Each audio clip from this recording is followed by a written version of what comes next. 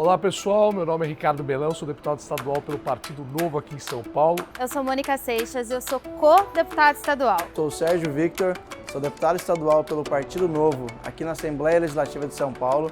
Eu sou Marina Elu, sou deputada estadual pela Rede de Sustentabilidade aqui em São Paulo.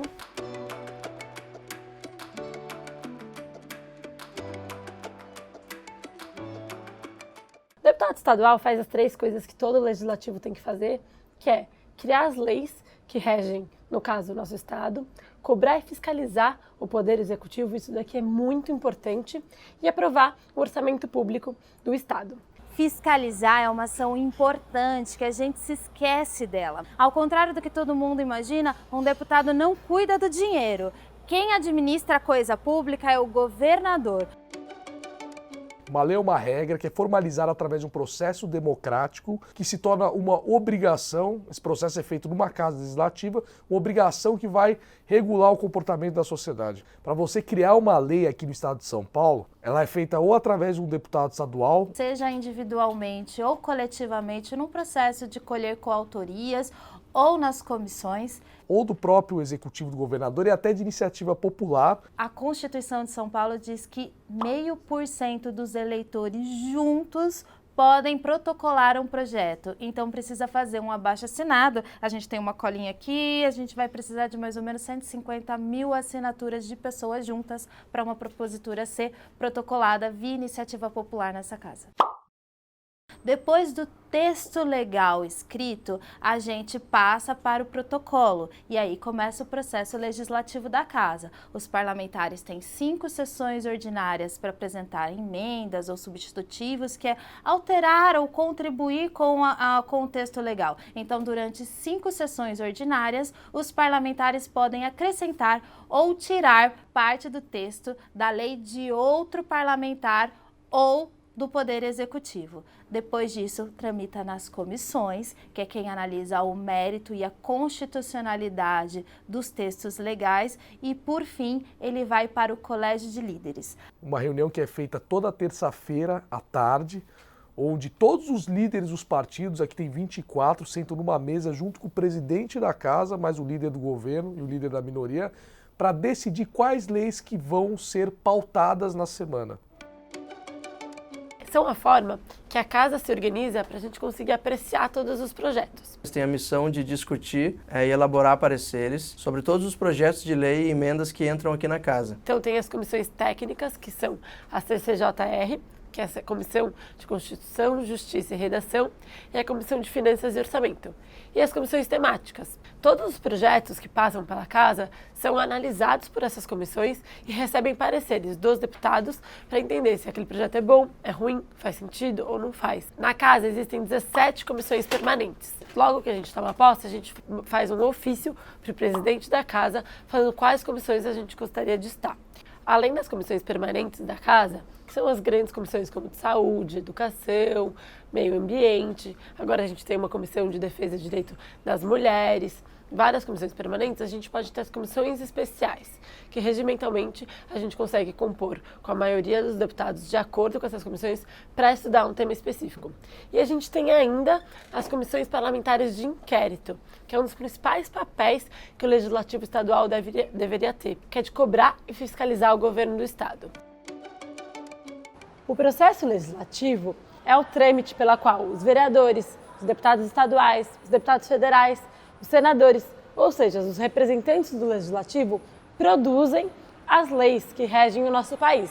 Ele é regimentado por 2 documentos principais: a Constituição, seja a federal, a dos estados ou a dos municípios, e o regimento interno de cada casa. Esses 2 documentos vão dizer sobre quais temas podem ser legislados e como ele vai tramitar em cada uma das casas.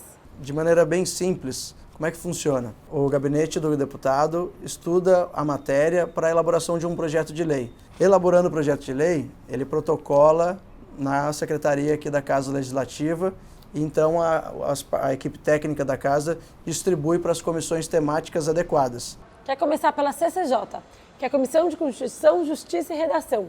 É onde os deputados veem se aquele projeto é constitucional ou não, se ele pode existir ou não, e dá continuidade. Na sequência, ele vai para as comissões de mérito, Um projeto de saúde passa pela Comissão de Saúde, um projeto que fala sobre educação pela Comissão de Educação e assim por diante.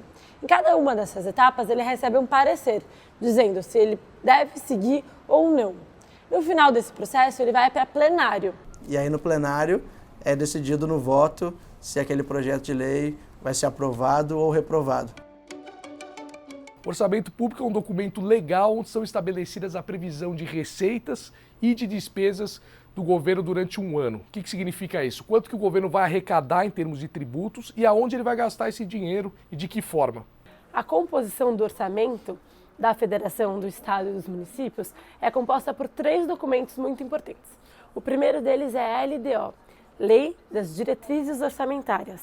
É o primeiro documento que compõe o ciclo do orçamento. Ele dá as diretrizes macro de quais são as prioridades daquele governo, qual é aquele plano de trabalho e como o orçamento deveria se desdobrar. Na sequência vem o planejamento plurianual, que é um planejamento que vem no primeiro ano do governo, falando dos 4 anos de atuação daquele mandato, quais são os programas prioritários, como aquelas diretrizes vão se desdobrar em políticas públicas. No planejamento plurianual, a gente começa a falar um pouco dos montantes de valores que a gente quer dividir o orçamento. E, por fim, a LOA, que é a Lei do Orçamento Anual, que a gente aprova todos os anos, realmente detalhando, a partir de quais são os programas do PPA e das diretrizes da LDO, o orçamento de cada ano, com um valor específico para cada atuação de cada secretaria. Essas 3 ferramentas que a gente mencionou, elas são de iniciativa, ou seja, são propostas pelo governador. O que cabe a nós, deputados, é alterar o que a gente achar importante e aprová-las aqui na Assembleia. A fiscalização, para mim, é uma das principais tarefas do Poder Legislativo. Sem ela, a democracia não seria plena, porque o Poder Executivo poderia fazer tudo o que quer, segundo a sua vontade, segundo o seu ponto de vista, e o Poder Legislativo serve para balancear os pontos de vista, trazer divergências, diferenças da sociedade. Nós fiscalizamos, portanto, o Poder Executivo, que é quem executa o orçamento e as leis. E as ferramentas que a gente tem para fazer essa fiscalização são 3 principais. O requerimento de informação, então a gente solicita aqui uma informação para o Poder Executivo responder a dúvida, a pergunta, e eles têm até 15 dias para nos dar a resposta. Tem as diligências, que a gente pode ir pessoalmente visitar qualquer órgão público sem aviso prévio, podemos visitar as escolas, universidades.